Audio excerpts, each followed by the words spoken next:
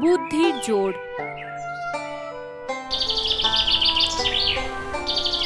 অনেকদিন আগেকার কথা।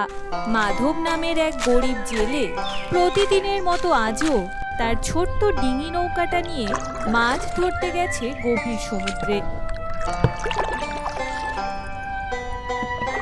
হে বিধাতা, আজকে যেন একটু মাছ জোটে, না হলে সংসার চলবে কিভাবে?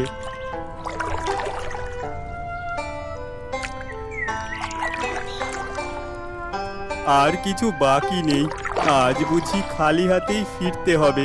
ছেলে মেয়েগুলোর মুখ যে বড় মনে পড়ছে। একবার চেষ্টা করি।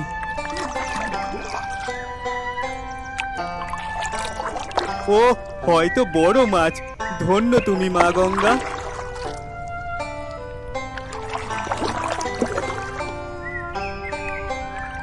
কলসিটি দেখে প্রথমে হতাশ, পরে লোভ জাগে তার মনে। হয়তো ভেতরে আছে অগাধ ধন সম্পদ।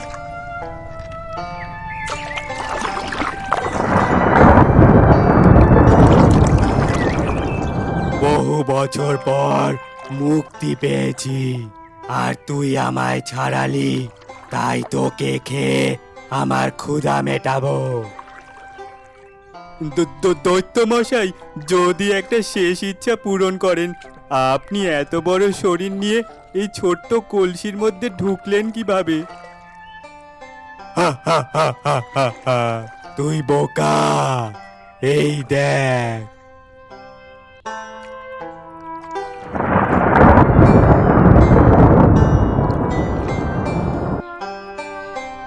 চালাকি করবি আমার সঙ্গে?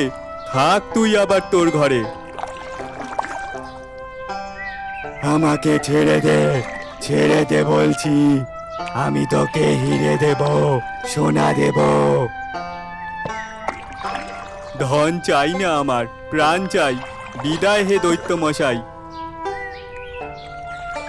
বিপদে পড়লে ভয় নয়, চাই উপস্থিত বুদ্ধি।